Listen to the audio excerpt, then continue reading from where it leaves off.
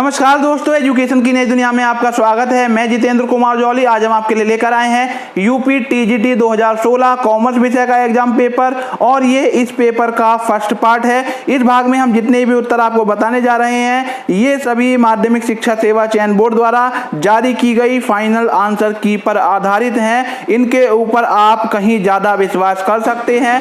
तो देखिए, यदि आप यूपी टीजीटी 2011 और 2013 का कॉमर्स विषय का एग्जाम पेपर देखना चाहते हैं तो उससे संबंधित वीडियो भी आपको हमारे चैनल की UP TGT PGT commerce previous year exam paper वाली प्लेलिस्ट में मिल जाएगी। आप उस वीडियो को देख सकते हैं। तो देखिए, हमारा पहला प्रश्न है निकट धन की निकटता इस पर आधारित है। ए वैधता, बी लाभदायकता, सी मान्यता और डी तरलता। और इस प्रश्न का सही उत्तर है डी तरलता। दूसरा प्रश्न है 3 खानों वाली रोकड़ पुस्तक में प्राप्त हुई नगद छूट की प्रविष्टि की जाती है। ए डेबिट पक्ष में, बी क्रेडिट पक्ष में, सी कोई प्रविष्टि नहीं की जाती, डी एक नोट के रूप में लिखी जाती है। और इस प्रश्न का सही उत्तर है बी क्रेडिट पक्ष में। हमारा तीसरा प्रश्न है निम्नलिखित में से कौन सा कथन सही नहीं है। ए साझेदारी संलेख के अभाव में साझेदारों के मध्य लाभ एवं हानि का वितरण समान अनुपात में होता है। बी अवयस्क साझेदार लाभ में अपना हिस्सा प्राप्त कर सकता है। सी साझेदारों के मध्य संबंध संलेख द्वारा उत्पन्न होता है। और डी साझेदारी का पंजीकरण अनिवार्य होता है। तो देखिए, यहाँ पर पूछा गया है कौन सा कथन सही नहीं है। तो देखिए, ये कथन सही नहीं है और यही हमारा यहाँ पर उत्तर होगा। चौथा प्रश्न है निम्नलिखित में से एक पूर्ण बाजार संरचना की विशेषता है। ए प्रविष्टि बाधाएं, बी अंतर्निर्भरता, सी बिक्री लागतों की अनुपस्थिति, डी गैर मूल्य प्रतिस्पर्धा। तो देखिए, इस प्रश्न के जो उत्तर यहाँ पर दिए हुए हैं कोई भी उत्तर पूर्ण रूप से सही नहीं है। तो माध्यमिक शिक्षा सेवा चयन बोर्ड द्वारा यूपी टीजीटी कॉमर्स की जो फाइनल आंसर की जारी की गई थी उसमें से इस प्रश्न को हटा दिया गया था और इसके आगे एफ लिखा गया था। तो देखिए, जब किसी प्रश्न के आगे एफ लिखा जाता है तो ये मान लिया जाता है कि इस प्रश्न को हटा दिया गया है और उस प्रश्न को हटाने के बाद में प्रति प्रश्न अंकों की जो संख्या है वो बढ़ जाती है। पांचवा प्रश्न हमारे यहाँ पर है मैकग्रेगर ने प्रतिपादित किया। ए एक्स सिद्धांत, बी वाई सिद्धांत, सी एक्स सिद्धांत और वाई सिद्धांत दोनों और डी उपर्युक्त में से कोई नहीं। और इस प्रश्न का उत्तर है सी एक्स सिद्धांत और वाई सिद्धांत दोनों। छठा प्रश्न है निम्नलिखित में से कौन सा कथन सही नहीं है। ए पुस्तपालन का कार्य विश्लेषणात्मक प्रकृति का है। बी व्यापारिक लेन देन का अभिलेखन करने हेतु पुस्तपालन कला एवं विज्ञान दोनों है। सी लेन देन निश्चित पुस्तकों के समूह में अभिलेखित किए जाते हैं। और डी पुस्तपालन लेखा पुस्तकों में अभिलेखन करने की विधि है। तो इस प्रश्न का जो उत्तर है ए सही होगा क्योंकि यह कथन सही नहीं है। सातवां प्रश्न है फर्नीचर के लिए मांग है। ए उपभोक्ता मांग, बी स्थायी मांग, सी उत्पादक की मांग और डी ए और बी दोनों। और इस प्रश्न का सही उत्तर है डी ए और बी दोनों, अर्थात फर्नीचर की जो मांग है वो उपभोक्ता मांग भी है और स्थायी मांग भी है। आठवां प्रश्न है अपहृत अंशों के पुनर्निर्गमन के पश्चात अंश अपहरण खाते का शेष हस्तांतरण किया जाता है। ए सामान्य संचय खाते में, बी लाभ हानि खाते में, सी प्रतिभूति प्रीमियम खाते में और डी पूंजी संचय खाते में। और इस प्रश्न का सही उत्तर है डी पूंजी संचय खाते में। नौवां प्रश्न है निम्नलिखित में से कौन सा कथन सही नहीं है। ए तलपट का उद्देश्य पुस्तकों की शुद्धता की जांच करना है। बी तलपट अंतिम खाते तैयार करने के लिए आधार प्रदान करता है। सी सैद्धांतिक अशुद्धियां तलपट के तालमेल को प्रभावित नहीं करती हैं। डी क्षतिपूरक अशुद्धियां समकारी अशुद्धियों के नाम से भी जानी जाती हैं। और इस प्रश्न का सही उत्तर है ए तलपट का उद्देश्य पुस्तकों की शुद्धता की जांच करना है। 10वां प्रश्न है श्रीमान एक्स टीसीएस के विपणन प्रबंधक हैं। विपणन प्रबंधक को मार्केटिंग मैनेजर कहा जाता है। वे हैं नंबर ए प्रथम स्तर के प्रबंधक, बी मध्य स्तर के प्रबंधक, सी शीर्ष स्तर के प्रबंधक और डी उपर्युक्त में से कोई नहीं। तो देखिए, जो कोई फंक्शनल लेवल का प्रबंधक होता है वो मध्य लेवल का प्रबंधक माना जाता है। यहाँ पर बी ऑप्शन बिल्कुल सही है। 11वां प्रश्न है मैसर्स स्टेशनरी मार्ट द्वारा क्रय की गई स्टेशनरी को डेबिट किया जाएगा। ए सामान्य व्यय खाते में, बी क्रय खाते में, सी स्टेशनरी खाते में और डी उपर्युक्त में से कोई नहीं। तो देखिए, इस प्रश्न का जो उत्तर है वो बी ऑप्शन बिल्कुल सही होगा। देखिए यहाँ पर स्टेशनरी मार्ट जो है वो एक स्टेशनरी की दुकान है। तो देखिए कोई भी दुकान जब किसी सामान में क्रय विक्रय करती है तो वह उसका माल माना जाता है, तो इसलिए यहाँ पर स्टेशनरी को क्रय खाते में लिखा जाएगा। अन्यथा की दशा में यदि कोई सामान्य व्यवसाय होता और वहां पर स्टेशनरी क्रय की गई होती तो फिर यहाँ पर स्टेशनरी खाता डेबिट होता। 12वां प्रश्न है, पुस्तक पालन का मुख्य उद्देश्य है ए लाभ अथवा हानि ज्ञात करना, बी व्यावसायिक लेनदेनों के सही एवं पूर्ण अभिलेखन रखना, सी संपत्तियों एवं दायित्वों की सही स्थिति दर्शाना, डी व्यावसायिक लेनदेनों की शुद्धता का परीक्षण करना। और इस प्रश्न का सही उत्तर है बी व्यावसायिक लेनदेनों के सही एवं पूर्ण अभिलेख रखना। 13वां प्रश्न है, सामान्यतः उत्पादों के विक्रय से हुई आय उस अवधि की आय के रूप में दिखाई जाती है जिसमें ए बिक्री हुई है, बी रोकड़ की प्राप्ति हुई है, सी आदेश की प्राप्ति हुई है, डी चेक की प्राप्ति हुई है। और इस प्रश्न का सही उत्तर है ए बिक्री हुई है। 14वां प्रश्न है, निम्नलिखित में से कौन सा एक आधिकारिक प्रतिस्पर्धा का लक्षण है? ए भारी विज्ञापन, बी गैर मूल्य प्रतिस्पर्धा, सी अंतर्निर्भर फर्म और डी मूल्य प्रतिस्पर्धा। इस प्रश्न का सही उत्तर है बी गैर मूल्य प्रतिस्पर्धा। 15वां प्रश्न है, समविच्छेद विश्लेषण को ऐसा भी माना जाता है। तो देखिए समविच्छेद विश्लेषण को ब्रेक इवन एनालिसिस कहा जाता है। यहाँ पर ऑप्शन दिए हुए हैं, ए लागत मात्रा लाभ विश्लेषण, बी लागत लाभ विश्लेषण, सी वृद्धिशील विश्लेषण और डी इनमें से कोई नहीं। और इस प्रश्न का सही उत्तर है ए लागत मात्रा लाभ विश्लेषण।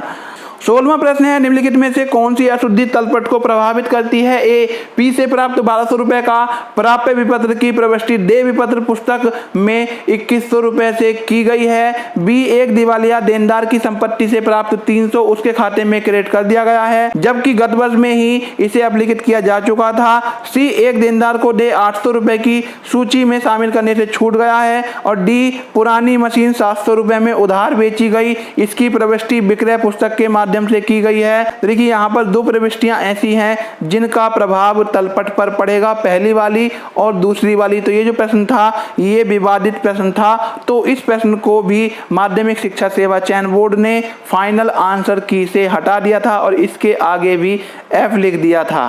17वां प्रश्न है, यदि बैंक खाते का डेबिट पक्ष से क्रेडिट पक्ष अधिक है तो यह इंगित करता है ए बैंक अधिविकर्ष, बी बैंक में नगद, सी बैंक में शेष और डी चालू संपत्ति। और इस प्रश्न का सही उत्तर है ए बैंक अधिविकर्ष। बैंक अधिविकर्ष को अंग्रेजी में बैंक ओवरड्राफ्ट कहा जाता है। 18वां प्रश्न है, फर्नीचर व्यापारी द्वारा क्रय की गई फर्नीचर की नगद बिक्री को डेबिट किया जाता है, ए रोकड़ खाते में, बी बिक्री खाते में, सी फर्नीचर खाते में और डी उपयुक्त में से कोई नहीं। तो देखिए यहाँ पर व्यापार जो हो रहा है वो फर्नीचर का हो रहा है, अतः यहाँ पर रोकड़ खाता सही उत्तर होगा, ए ऑप्शन यहाँ पर सही होगा। 19वां प्रश्न है, मुद्रा के मूल्य से तात्पर्य है ए मुद्रा के माध्यम से खरीदे गए स्वर्ण से, बी मुद्रा की सामान्य क्रय शक्ति से, सी मुद्रा के लिए मांग से और डी मुद्रा के अंतर्निहित मूल्य से। और इस प्रश्न का सही उत्तर है बी मुद्रा की सामान्य क्रय शक्ति से। क्रय शक्ति को अंग्रेजी में परचेजिंग पावर कहा जाता है। 20वां प्रश्न है, अर्थव्यवस्था का जनक किसे कहा जाता है? A Max Muller, B Karl Marx, C Adam Smith और डी सैमुअल्सन। और इस प्रश्न का सही उत्तर है सी एडम स्मिथ। 21वां प्रश्न है, लघु कार्य का आशय है ए अधिकार शुल्क पर न्यूनतम किराए का आधिक्य, बी न्यूनतम किराए पर अधिकार शुल्क का आधिक्य, सी अधिकार शुल्क का आधिक्य, डी न्यूनतम किराए पर वास्तविक शुल्क का आधिक्य। और इस प्रश्न का सही उत्तर है ए अधिकार शुल्क पर न्यूनतम किराए का आधिक्य। तो देखिए लघु कार्य को शॉर्ट वर्किंग कहा जाता है और शॉर्ट वर्किंग निकालने का फॉर्मूला होता है मिनिमम रेंट माइनस रॉयल्टी। तो यहाँ पर ए ऑप्शन बिल्कुल सही है। 22वां प्रश्न है, भारतीय अर्थव्यवस्था में कृषि का योगदान ए बढ़ रहा है, बी घट रहा है, सी स्थिर है, डी इनमें से कोई नहीं। और इस प्रश्न का सही उत्तर है बी घट रहा है। 23वां प्रश्न है, विक्रय वही एक अभिलेख है, ए केवल वस्तुओं की नगद बिक्री का, बी केवल संपत्तियों की बिक्री का, सी केवल वस्तुओं की उधार बिक्री का और डी सभी बिक्रियों का। तो देखिए विक्रय वही में केवल उधार वस्तुओं का क्रय विक्रय दर्ज किया जाता है। जो नगद लेन देन होते हैं वह कैश बुक में दर्ज किए जाते हैं। तो यहाँ पर सी ऑप्शन बिल्कुल सही है। 24वां प्रश्न है, निम्नलिखित प्रलेखों में से कौन से प्रलेख नगद बिक्री प्रमाणन के लिए प्रासंगिक नहीं है? ए दैनिक नगद बिक्री संक्षेप, बी ग्राहकों को भेजा गया मासिक विवरण, सी विक्रयकर्ता द्वारा दिया गया विवरण और डी बैंक विवरण। और इस प्रश्न का सही उत्तर है बी ग्राहकों को भेजा गया मासिक विवरण। हमारा 25वां प्रश्न है, किसी व्यवसाय की आय क्षमता को बढ़ाने के लिए व्यय की गई राशि है? ए पूंजीगत हानि, बी स्थगित राजस्व व्यय, सी राजस्व व्यय और डी पूंजीगत व्यय। और इस प्रश्न का सही उत्तर है डी पूंजीगत व्यय। 26वां प्रश्न है, धन एक ऐसा केंद्र है जिसके चारों तरफ आर्थिक विज्ञान घिरा होता है, यह कथन व्यक्त किया गया था? ए एडम स्मिथ द्वारा, बी अल्फ्रेड मार्शल द्वारा, सी जे.एम. कीन्स द्वारा और डी कौटिल्य द्वारा। और इस प्रश्न का सही उत्तर है बी अल्फ्रेड मार्शल द्वारा। हमारा 27वां प्रश्न है, किस बाजार संरचना में मांग पूर्णतः लोचशील है? ए द्विअधिकार, बी पूर्ण प्रतियोगिता, सी एकाधिकार और डी अल्पाधिकार। और इस प्रश्न का सही उत्तर है बी पूर्ण प्रतियोगिता अर्थात परफेक्ट कंपटीशन। हमारा 28वां प्रश्न है, बुरी मुद्रा अच्छी मुद्रा को चलन से बाहर कर देती है, इस नियम के प्रतिपादक थे? ए J.M.. Keynes, B Thomas Gresham, सी सैमुअल्सन और डी क्राउथर। और इस प्रश्न का सही उत्तर है बी थॉमस ग्रेसम। और ये बहुत ही इंपॉर्टेंट क्वेश्चन है, अधिकांश वर्षों में यह प्रतियोगी परीक्षाओं में पूछा जाता है। 29वां प्रश्न है, वस्तु की एक अतिरिक्त इकाई के उपभोग से प्राप्त उपयोगिता कहलाती है? ए कुल उपयोगिता, बी सीमांत उपयोगिता, सी अतिरिक्त उपयोगिता और डी व्युत्पन्न उपयोगिता। और इस प्रश्न का सही उत्तर है बी सीमांत उपयोगिता अर्थात मार्जिनल यूटिलिटी। 30वां प्रश्न है, प्रमाणन का संबंध है? ए लेन देनों की आधिकारिकता एवं प्रामाणिकता से, बी प्रलेखीय साक्ष्यों की वैधता से, सी पुस्तकों में अभिलेखित प्रविष्टियों एवं खतौनियों की शुद्धता से और डी उपर्युक्त सभी से। और इस प्रश्न का सही उत्तर है डी उपर्युक्त सभी से। 31वां प्रश्न है, निम्नलिखित में से कौन सी प्राथमिक आंकड़े संग्रहण करने की विधि नहीं है? ए प्रत्यक्ष साक्षात्कार, बी परोक्ष साक्षात्कार, सी राष्ट्रीय प्रकाशन और डी प्रश्नावली पद्धति। और इस प्रश्न का सही उत्तर है सी राष्ट्रीय प्रकाशन। देखिए राष्ट्रीय प्रकाशन जो है ये सेकेंडरी सोर्स है, प्राथमिक सोर्स वे होते हैं जहां पर किसी व्यक्ति द्वारा प्रथम बार कोई डाटा इकट्ठा किया जाता है। 32वां प्रश्न है, निम्नलिखित में से कौन सा एक लिपिकीय त्रुटि नहीं है? ए चूक की त्रुटि, बी करण त्रुटि, सी सिद्धांत की त्रुटि और डी क्षतिपूरक त्रुटि। और इस प्रश्न का सही उत्तर है सी सिद्धांत की त्रुटि अर्थात सैद्धांतिक अशुद्धियां। 33वां प्रश्न है, पूंजी का वह हिस्सा जिसे कंपनी के समापन के समय मांगा जा सकता है कहलाता है? ए आरक्षित पूंजी, बी अयाचित पूंजी, सी निर्गत पूंजी और डी अधिकृत पूंजी। और इस प्रश्न का सही उत्तर है ए आरक्षित पूंजी। 34वां प्रश्न है, लैटिन शब्द अडियार का अर्थ है?